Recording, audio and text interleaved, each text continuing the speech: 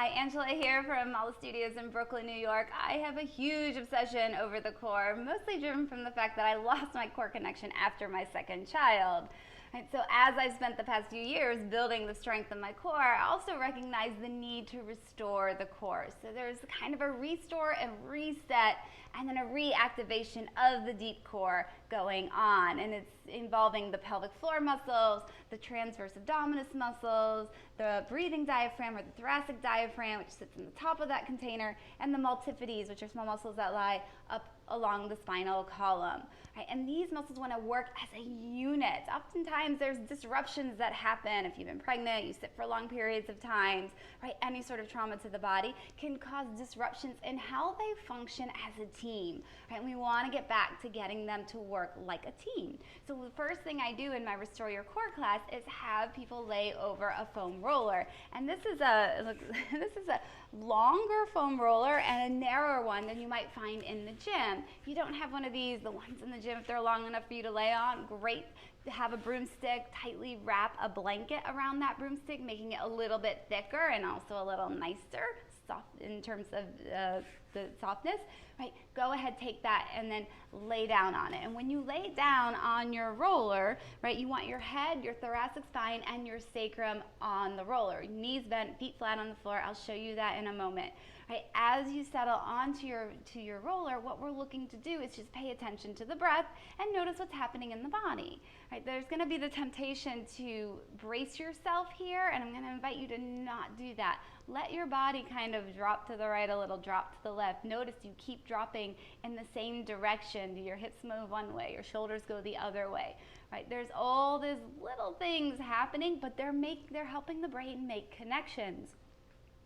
One of the things that laying on the foam roller allows us to do is to get that full expansion of the rib cage when we breathe, because we're not laying on the floor, nor are we sitting up, which involves other muscle groups to sit up.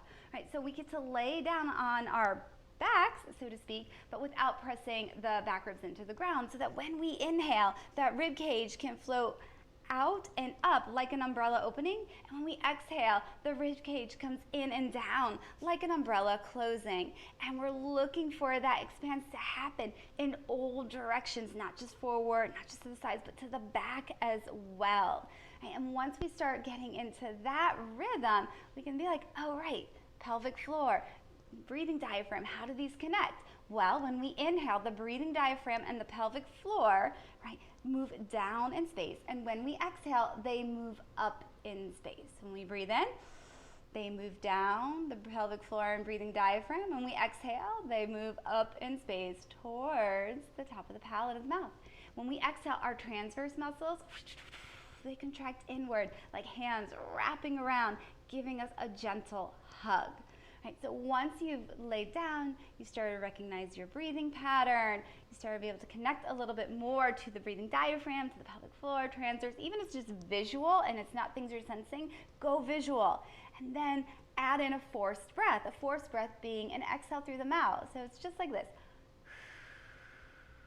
Nothing too big, like you're blowing air out through a straw. So you breathe in through the nose, and then you exhale out through the mouth, right? Just looking for a little more recruitment of those muscles to help support that lower back, to help support that lumbar spine, that pelvic floor connection to the lower back. So this is the setup, laying down, feet on the floor, knees bent, arms by the sides, and you let your body rock from side to side as needed, and you make shifts as shifts are warranted. And then as you feel you're settled in your breathing, when you take what I call the forced breath, you breathe in through the nose. As you exhale out through the mouth, you think about that pelvic floor lifting up, the wrapping of the transverse abdominis muscles. And you just continue that. You breathe in, you let it go. Let the pelvic floor move down. It needs to have its stretch here as well. Give it a whirl. See if this helps get you a little bit more familiar with what's going on in your pelvic floor, in your lower abdominal wall, right, in your deep core muscles. This is a great way to just get you to breathe deeply, to reconnect, and to help the central nervous system calm down. Let us know what you think. Thanks for watching.